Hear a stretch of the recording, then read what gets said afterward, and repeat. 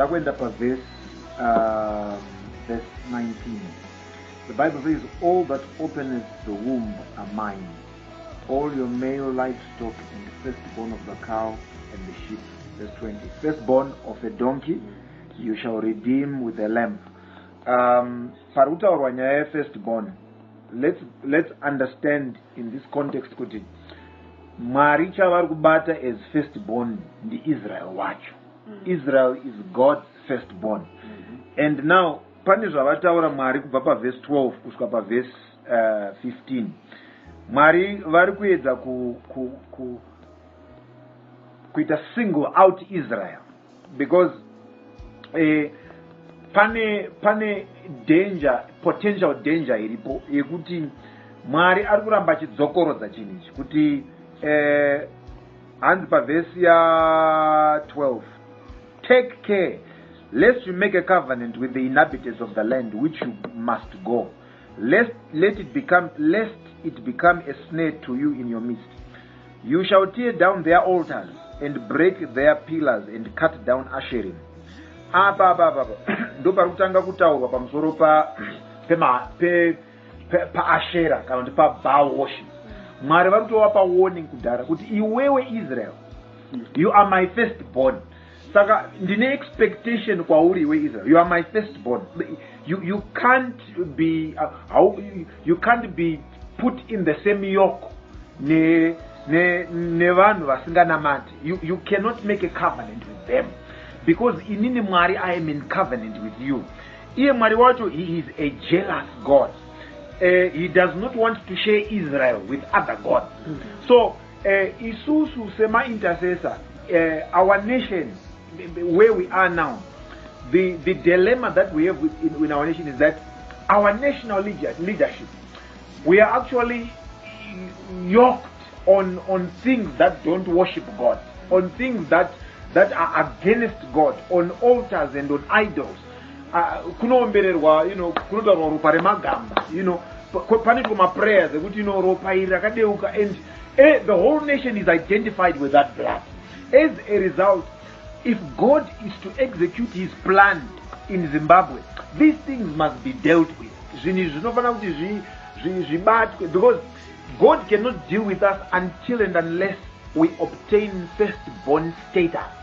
How do we attain that firstborn status? We attain that firstborn status by revoking and denying and not identifying with these altars and all these demonic exercises that are being done. Saka, as a nation, we must identify ourselves in our prayers, because some of our prayers, people leave these things out. But as a nation, we must pray and say, Mwari, kunamatwa kwana chaminuka nananehanda, ananyanda nyagasikana, ananyaminyami, all these demonic, statements dzinotaurwa dzichiassociatwa the prosperity of the nation. That hinders the process yamwari yekufamba nesu, because mind you, God is moving here na Moses kuti ndada kufamba nerudzi ru, but paari kufamba nerudzi Mwari ari kubva ataura kuti pakati penyu apa pane vanhu pane zvakati nezvakati nezvakati. Don't identify with that, because you are my firstborn. Imimi ndimi vanhu vangu, handidi kuti mufambe muzvinhu izvi. Mukafamba muzvinhu izvi, I am a jealous God. Hasha dzamwari dzinoburuka. Dai Mwari vakatibatsira as we are interceding for our nation, that this consciousness yekuti vanhu, the whole church, vanhu vari mumachurches, vafundisi, vatungamiriri, tisvike pakunzwisa kuti look, hatingati isusu tiri pasame occasion yonzi okay, vechechi chipindai munamati, vanhu vonamata, vemasvikiro chipindai muite zvinhu zvechi on the same table. Hazviite. Bible shoko raMwari rinoti kuna vakorinde, Corinthians, 2 Corinthians chapter 6 verse 14, do not be yoked together with unbelievers. For what do righteousness and wickedness have in common? Or what fellowship can light have with darkness? What harmony is there between Christ and Belial? What does a believer have in common with an unbeliever? What agreement is there between the temple of God and idols? For we are the temple of the living God. As God said, I will live among them and I will walk among them. I will be their God and they will be my people. Therefore come out from them and be separate, says the Lord. Touch not the unclean, and I will receive you. I will be a father to you, and you will be my sons and daughters, says the Lord. Amen and amen. Amen. Hallelujah. Thank you, Pastor. In the Dakungo Toro, Dakanangano, verse 1, we see in this chapter the giving out of the tablets, of the law again, because the previous one, akasemuka, and if you remember when he went down the mountain and worship that molten calf, you know, in that vexation of his spirit and everything, my tablet is so like God, the Bible says that God had actually handwritten them with his fingers on the malozat. So now God is telling him, okay, through your foot, I want to give you the mame foot, you know, to replace her. But now I want to talk to us as Susu, the people that are living in this time. Kuti mutema ausisina kunyorwa pa tablets. That's right. You know, ausisina kunyorwa. Kunyangu kungonyorwa mubhaibheri wogara uri mubhaibheri. You know, in this dispensation, Mwari vakatonyora pawendefa yemoyo yedu, you know, upon our hearts. Hallelujah. Even the Bible tells us, kuna Ezekiel, Mwari vachitsanangura kuti izvoni, I will remove the stony hearts. Right. Ndokupa the heart of flesh, right. A heart which is able to follow my ordinances, my statutes. You know, kuti that heart is and then God says, kuti, I will put my spirit within you. That's right. You know, kuti Mary will remove the hardness of heart, you know, the heart of stone, moyo wakaoma, moyo wedombo. Unotadza vanhu kuti vaite take heed kana kuti vatore vanzwe mirayiro nemitemo yaMwari and follow the ordinances of God. So Mwari vari kutsanangura kuti he will remove that heart, votipa the heart of flesh. So because chinonyoreka ka moyo unogamuchira, moyo wakazadzwa namweya mutsvene, ndo chinogona kunyoreka the laws of God.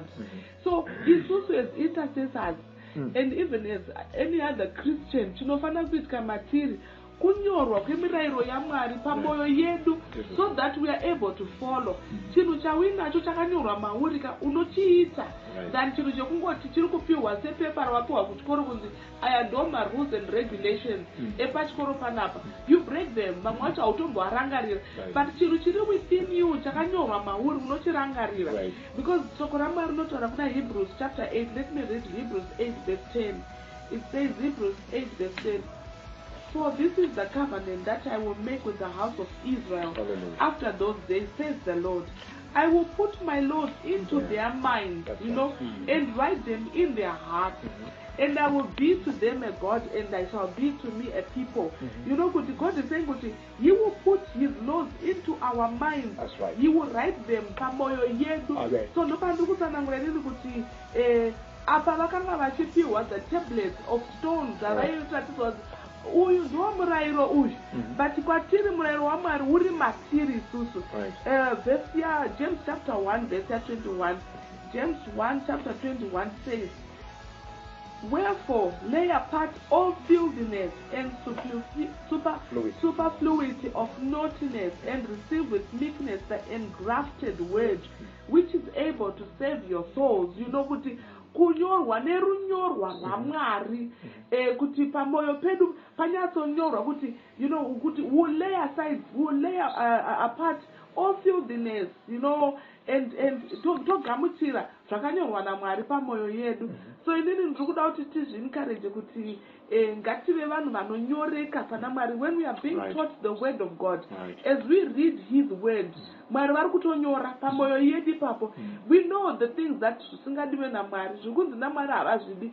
When we mufundisi machitaura mamangu chitsanangurira Mwari pavanga vari kuvaudza kuti imimi ndimi firstborn yangu, you know, and Mwari achivaudza pane paanga achivataurira patazodzika pasi apapa, pane paanga achitaurwa naMwari kunzi hamuchazoiti zvakati, kuti 6 days of work shall you do, you shall observe the feast of weeks, 3 times shall appear before the Lord. Three times. Saka izvi zvese zvakanga zvimwe zvacho zvanga zvakangonyorwa pasi handiti zvimwe zvacho vaingozvinzwa, but tiimagine kuti isusu kuti tizvirangarire zvese zvavakapiwa pana Exodus 34 and even that other chapters kwatakatanga, this is like also almost like a repetition of what God had said before. So imagine kuti if we need to remember everything, tinogona kutadza kuzvirangarira zvese, tinogona kuti break the laws dzacho tototadza kuzvirangarira, but kana zvikanyoreka pamwoyo medu zviri matiri, and it's easy to do that which we have within us. Amen. Ended out in verse 6 and 7. And the Lord passed before him and proclaimed, the Lord, God merciful and gracious, long-suffering and bounding in goodness and truth, keeping mercy for thousands, forgiving iniquity and transgression, and sin by no means the guilty, visiting the iniquity of the fathers upon the children and the children's children to the third and the fourth generation. Nyasha dzamwari dzinorarama nokusingaperi. It goes for thousands and thousands and thousands. Continuously. And then by iniquity manje, I will visit the third up to the fourth generation. Because a generation is like between Inin, a parent, and my child is a generation.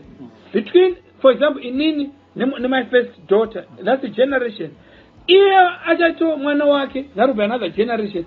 And then so it means in my lifetime, I'm most likely go on 3 generations. By the grace, you can go up to 4 generations. So it means all this is just your lifetime. But number 2, when we talk about iniquity yakasiyana sin. Sin inonze hamashiya. Hamashiya means you have missed the mark. For example, I wasn't supposed to lie, but I lied. I wasn't supposed to kuita hasha, but ndaita hasha. I wasn't supposed to withhold zvanapa nakupa munhu, but ndachengetedza. But iniquity tikutora zvinhu zvakafanana ne witchcraft, idolatry, shedding of innocent blood, which is bloodshed, and idolatry. Zvinhu izvozvo a good example for us intercessors so that we know what we're talking about. Kana chinzi iniquity, because pabuda a word roti mwari ndoba kutaura manje, I'll visit the iniquity. Pane muchidzidzo chakambodzidziswa naPastor Rugare, let me repeat on this platform. A good example is driver webhazi haana license zvakare akadhakwa. So anonopinda munjodzi yebhazi youraya vanhu. So asi akatakura mapassengers. So mapassengers anoita ivo vanokwarira mhosva yemumwe munhu asina, ivo havana chavatadza. But chiri kunzi iniquity ndidriver uyu aenda kunoparamura mhosva on behalf of other people vasina kana mhosva. So liability iye tomboti ararama driver yeka anoenda kwamagistrate onotongwa opuwa mutongo wake. But vanhu ava vari mubhazi avatongerwe nhingi, havapuwe sentence kana opuwa 6 months in jail, but they suffer the consequences. Vamwe vanotyoka mutsipa, vamwe vanodamburwa maziso, vamwe vanorasikirwa nevarume. Those are so iniquity inouya kuti hausiro wakachiita, but the consequences yacho chinonokubata iwewe. Zvakafanana nechirwere checorona, kuti chirwere checorona kune mumwe munhu anogona kuchiunza mumba, iwe hausiro wachiunza, but you suffer the consequences of that thing. That's what we talk about iniquity. So kana tichitendeuka tinoita nonzi identificational repentance, where uri kuti mwari I wasn't there, but ndiri kuparticipate in that confession and that sin. Kuti mwari, we were discussing earlier kuti munhu akaenda kung'anga anoenda kunorepresenta the family. In other words, anogona kuuya in brackets with blessings or casings. Anonobata even vanhu vanga vasisipo pauta iyo. The same thing with sin, the same thing with iniquity. Chinhu chaitwa nemunhu. We are talking of things like idolatry, witchcraft, bloodshed, and shedding of innocent blood. Like what Pastor Stewardship says, as we are appeasing these chaminukas and what, we are also participating when the wrath of God is coming upon the nation. Ikunonorova nemunhu angasitombo ripo panyanga ipapo.